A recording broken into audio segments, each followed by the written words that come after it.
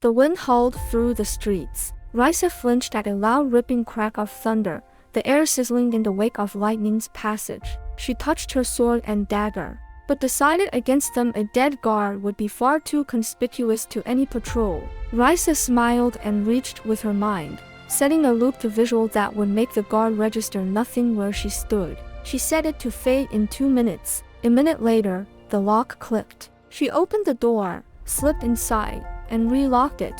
No alarm sounded. She crept down the hall, fighting impatience and the urge to rush.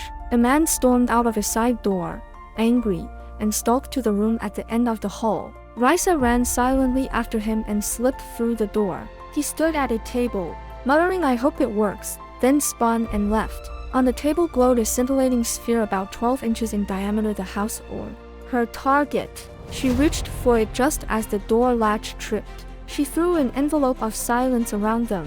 Rhysa hauled the startled man inside, kicked the door shut, and drove her dagger into his solar plexus, angling to pierce his heart. He stiffened, then went limp. She grabbed the orb and a bolt of electricity shot from it, numbing her arm and dimming her vision briefly. Lights flared. Lady Castorin, Lord Hermestus, and Lord Amantius stepped through the back wall of the room. "You're dead." Lady Castorin's voice was quiet and resonant. Rhysa sighed and nodded. No excuses, no denials. Lord Amantius raised an eyebrow. Rhysa shook her head. "No, I was too impatient at the end. I should have taken his earlier agitation into account and guessed that he would return." Lady Castorin opened a secret door, revealing an identical orb. The orb on the desk didn't have a trap. It was the trap. On the whole, a satisfactory performance, Lady Castorin said later as they reviewed the exercise. "You've just about finished your training. Your skills in physical combat are above average. You can handle battlefield medicine. You're very good at infiltration. And your grasp of magic is impressive. It's time for you to start thinking what you want to do with these skills." Lord Amantius nodded. "In classical terms, you're entering your journeyman period. You could find work with any noble house, even the royals, with our recommendations. The prince has consistently shown interest in your progress." Most of Rhysa's memories remained lost. Lady Castorin had told her magic was in her blood, that she had fairy blood in her veins from a recent generation. That was one reason they kept her away from Lord Amuar and why Rhysa suspected he might be her father. Now her journeyman period was starting, and she had the chance to investigate. Rhysa ducked a stray bottle flying past her head. The riot's roar deafened, and the press of bodies stifled. The woman ahead stumbled and fell, screaming, by the time Rhysa reached her. She stared blank-eyed from a bloody face. A boot stepped on her left arm, and she felt the bone snap. A hand hauled her into an empty alley, cradling her broken arm. She gasped for air. Her sleeve was cut open, exposing her slave tattoo underneath. When she looked up at the man who'd saved her, she wanted to run back into the riot. "That's right," said the voice that haunted her nightmares. "You know what I want. No one will stop me. I'll even be doing you a favor. I'll be setting you free." He slapped her, torquing her head into the wall. In perfect despair, she knew Jagan could not rescue her this time. He knelt and covered her. She struggled, but pain made her movements weak. With a sudden, sharp movement, he stretched her painfully wide. She screamed her agony, muffled by his mouth. Tears blurred her eyes. With each thrust, a little of herself died. When he withdrew, she lay spiraling in self-loathing and fear and pain. She was found bleeding and unconscious, and taken to House Hermestus. Her body healed, but her mind took far longer. Lady Hermestus guided her through crisis after crisis. Lady Castorin came to see her. "You'll have a place in our houses. We can officially declare you our apprentice. It will give you status and some small protection." "Yes," Rhysa said, her voice rough. "I want to keep learning. It wasn't your fault. It wasn't mine. It was that damned guardsman's fault." She spent 6 months recovering, then a year and a half honing the sharp new edge the ordeal had left her with.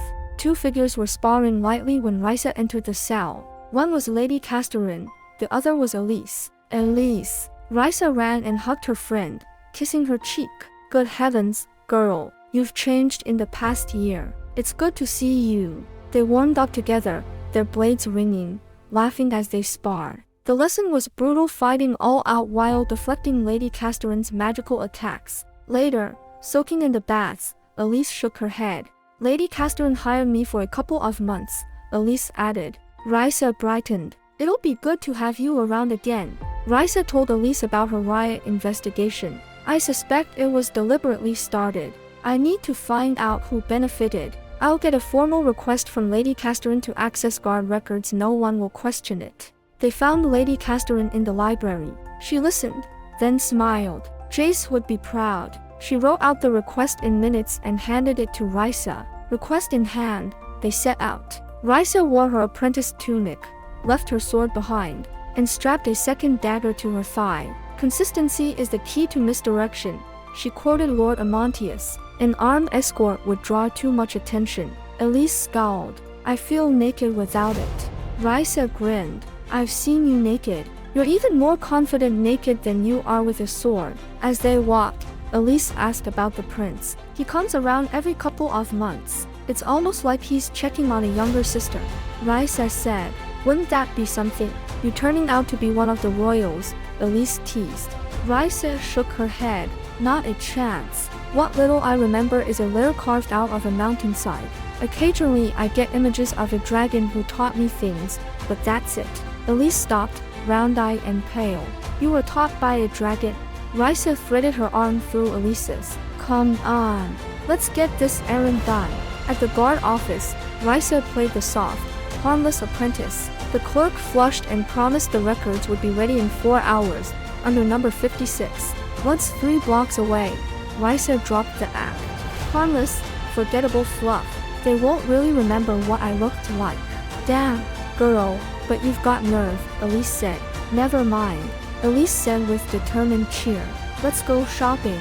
I'll bet you've never actually shopped just for fun. Rhysa rolled her eyes. Fine, show me this shopping. Elise laughed, linked her arm with Rhysa's, and led her to the merchant's district.